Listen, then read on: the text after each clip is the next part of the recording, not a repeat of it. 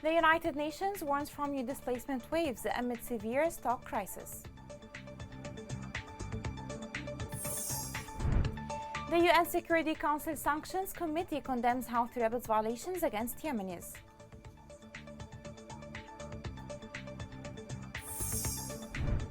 Government forces make more gains in Shabwa and Ma'rib amid considerable collapse among Houthis.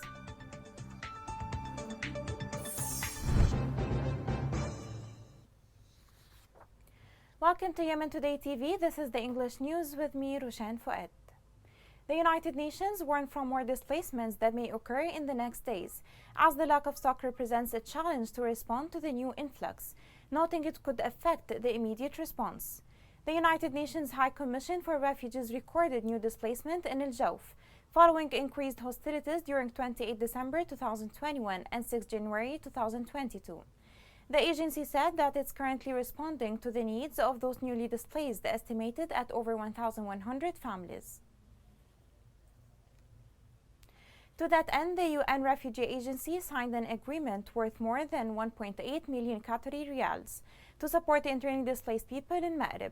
According to a statement by the agency, this agreement will allow the UN to provide urgent assistance to more than 2,000 internally displaced families through the distribution of relief items, which includes blankets, kitchen sets, and solar lamps.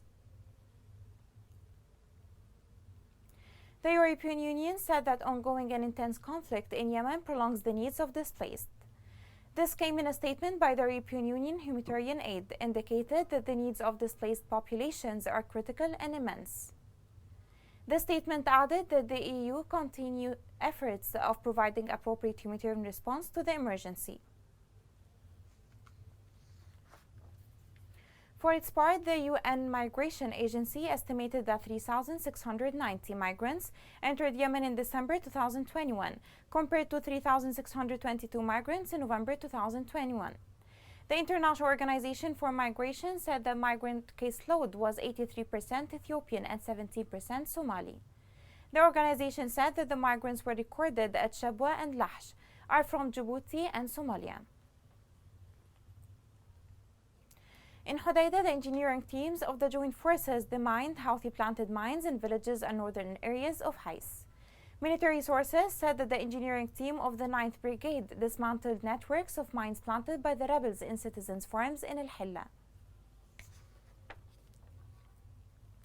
Also in Hais, the joint forces discovered a new minefield led by the Houthi militia.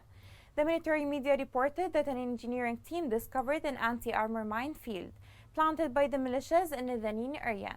It pointed out that the field is planted on a large area, including citizen farms, all the way to the outskirts of the village. In El Dala, the United Nations announced the restoration of 2 schools after clearing them of mines and remnants of war. The United Nations Development Programme said in a statement that the Yemeni Executive Mine Action Center cleared mines from in and around Yarmouk and cleared more than 7,000 square meters of land on the road leading to Muaz bin Jabal School. The program indicated that it supported the implementation of awareness sessions for school students about the dangers of landmines and unexploded remnants of war, including how to avoid and report them through authorized channels, benefiting about 8,000 people. The UN Security Council Sanctions Committee released its latest report on Yemen. Houthi violations against Yemenis have occupied a large part of the 51-page report. The list of accusations includes sexual violence against women, smuggled arms from Iran, and above all, the ideological threat that Houthis posed on Yemen, the region, and the entire world. The following report has more details on this.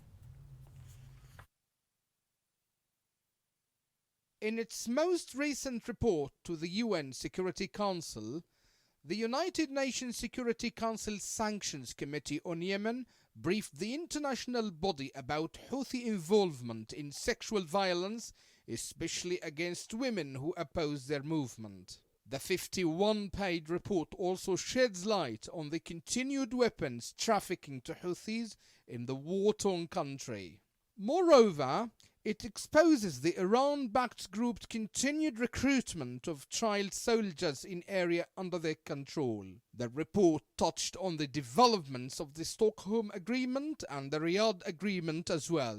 In the report, The committee accuses Houthis of committing violations against residents of areas under their control and preventing the United Nations mission to support the Hudaydah Agreement from carrying out their work. The summary of the report stated that Houthi militia continues to push their systematic campaign to force the population to adhere to their ideology, including organizing summer and cultural camps and training courses for adults and children.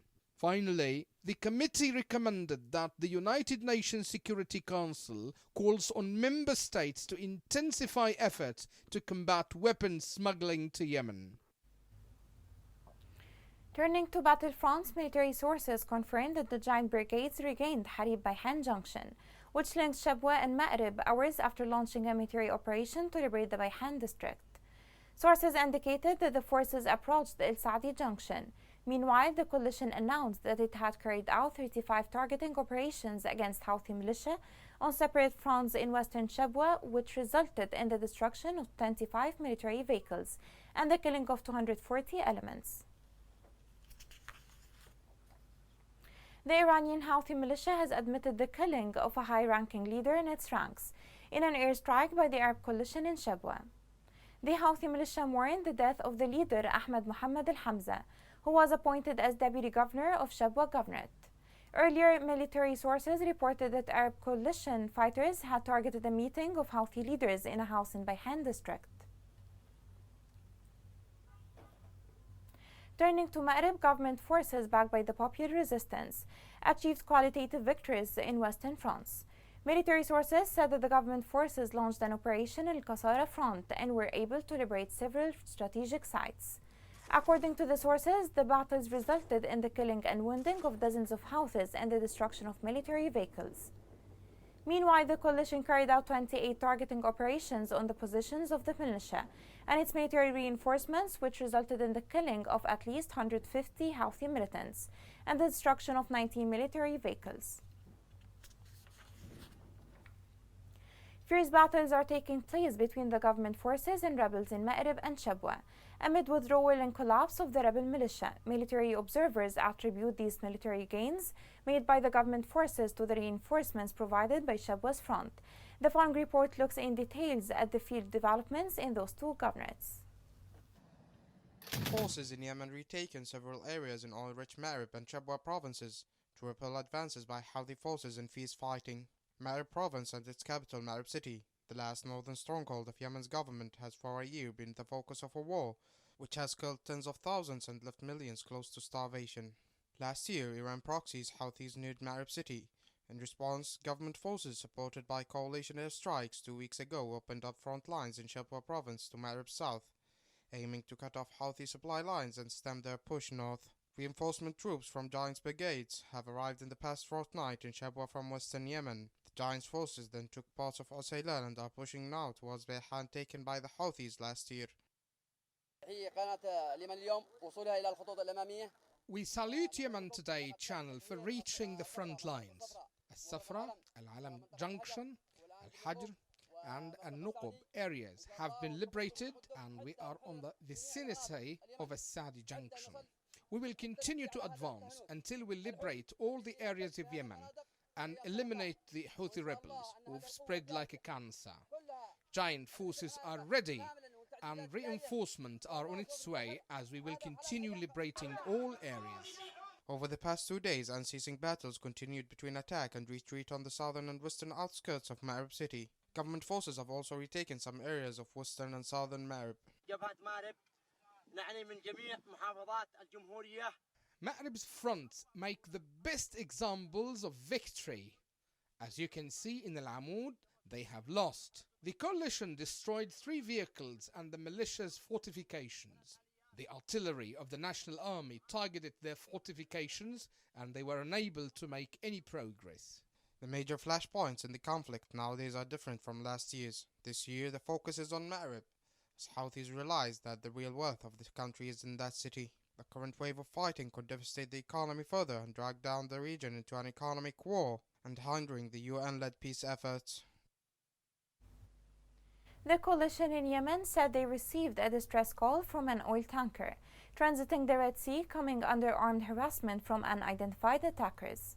According to the coalition, the incident was close to the country's key port city of Hodeidah. This comes days after Houthi rebel seizure of a UAE cargo vessel off the Yemeni coast. To that end, the United Nations said that circumstances surrounding the Houthi seizure of a cargo ship off the Yemeni coast are not yet clear to it. UN spokesperson Stefan Dujarric stressed the need to respect the rights and obligations related to maritime navigations in accordance with international law. He urged parties to refrain from taking any escalatory actions and called on Yemenis to engage with the UN envoy Granberg to reach political settlement. On Yemen, I've also was asked about the reported seizure of a ship off the coast of Yemen.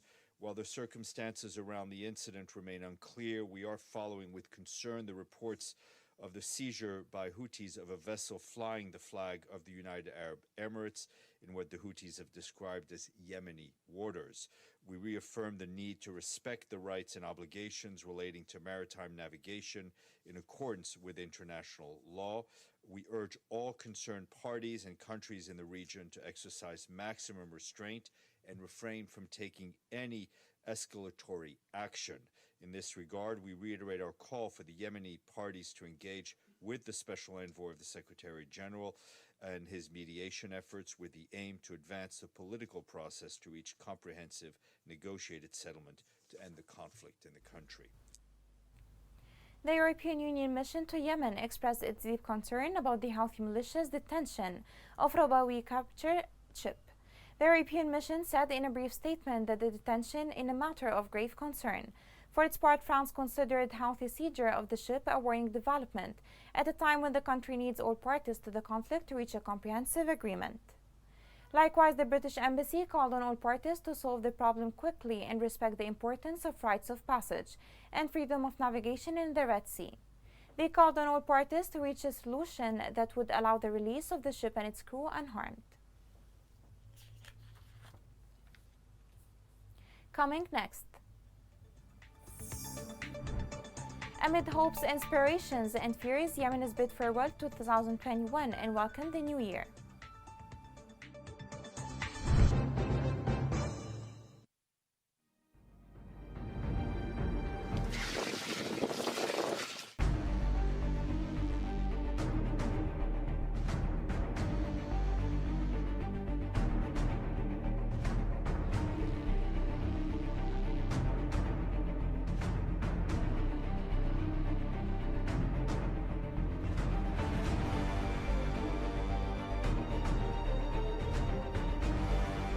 اضطرينا نحن نغادر من ذي وزحنا.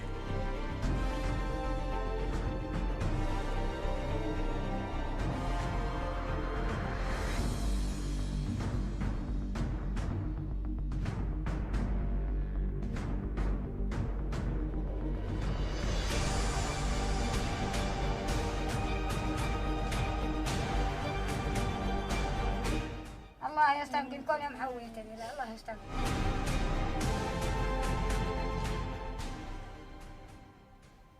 Welcome back. As the year 2021 elapsed and the new year has set in, Yemenis, despite atrocities of war and hard living conditions, still hope that the new year can bring them peace and stability. Although their hopes and inspirations are fraught with fears and suspicion, Yemenis are yet optimistic about the future. More details on this story are within this report. Joy filled the hearts of millions of Yemenis with the end of 2021, crowning the Yemeni junior team champion for the 8th edition of the West Asian Championship, followed by a slight recovery of the value of the Yemeni rial. After a year, Yemenis had the most suffering years, during which economic life reached its lowest level, so that the citizens could achieve an economic breakthrough that occupies a large part of the aspirations and hopes of the citizens. We hope this year economy recovers and for the government to work harder in making the country better and to make the living conditions better. 7 years full of blood burdened by political and military events which loaded the citizen. With the start of the new year, Citizens are looking forward to peace and development and an exit from war by silenced guns and filling trenches to opportunities for peace and development. We hope in the new year Yemen becomes better, and we hope that the war ends and for Yemen to reach peace and stability. Reality refers to the predominance of the pessimism over the selling of ambitious and aspirations and the view of the bitter experiences and the absence of the state, which must assume its responsibility towards its citizens. We are quite optimistic, but we are also worried and scared from the new year because there are no indications for any breakthrough. Yemenis bid farewell to the year 2021 and welcome the new year 2022 amid aspirations, hopes, eagerness, and fears of what the new year will bring for them at the military, political, and economic levels. After experiencing multiple crises in the past year that previous year did not witness, Yemen deserves a happy ending and for peace to be achieved. To economy, the Yemeni rial lost again against US dollar, recording 1,143 riyals for single dollar. The central bank said that its new governor, Ahmed Ghalib, held meeting with the heads of the boards of directors of commercial and Islamic banks operating in Yemen in an attempt to revive the leading role of the banking sector. Further, the central bank called on all exchange companies to renew their licenses during January and February. In Aden, citizens took to the streets and closed a number of exchange shops in the city following the collapse of the national currency. According to eyewitnesses, the protesters forcibly closed a number of exchange shops, accusing them of being behind the return to the collapse of the national currency against foreign currencies. Turning to Abyan, most of the gas stations are closed due to lack of oil products. This caused the return of black markets that sells fuel at exorbitant prices that exceed the citizens' purchasing power. Citizens said that the price 20-liter petrol reached 30,000 riyals. The World Health Organization has released its new report in which it values its partnership with King Salman Relief Center in supporting the deteriorating health sector in Yemen. The report outlined the number of projects conducted in different Yemeni governorates, which contributed to meet the urgent needs in those areas. The following report has more details on this. World Health Organization, in a report published by the United Nations Office for the Coordination of Humanitarian Affairs in Yemen, said that the partnership with King Salman Relief contributed to providing the basic health services project in Yemen with a total value of $20.5 million. WHO added that the project played a role in supporting Lauder Hospital in Abyan Governorate, which serves hundreds of cases daily in a way that exceeds its operational capacity, especially considering that the hospital receives cases from adjacent areas as well, for being the only hospital that offers surgical healthcare in the area. The UN report also pointed out that the KS relief-funded project included improving the accessibility to good health services and available technologies for more than 6 million people of the most underprivileged categories, in addition to the project's endeavors to provide fuel and drinking water to maintain the functions of health facilities and offer important healthcare services.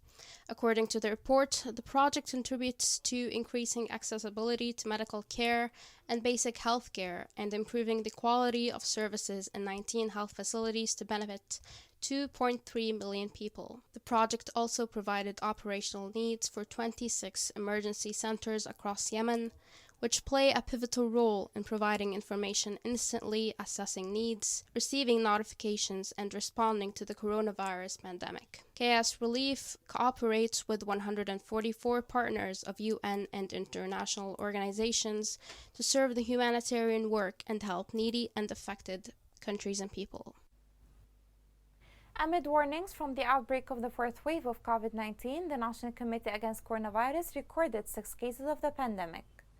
Also, committee officials said 2 recovered cases were recorded and 1 death. With the current updates, the total confirmed cases are 10,152, including 1,986 deaths and 7,043 cases of recovery. Here is a reminder of the main headlines.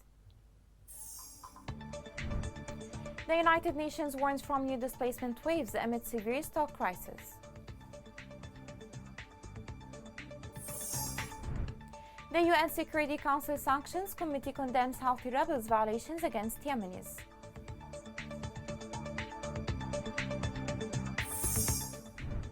Government forces make more gains in Shabwa and Ma'rib amid considerable collapse among Houthis.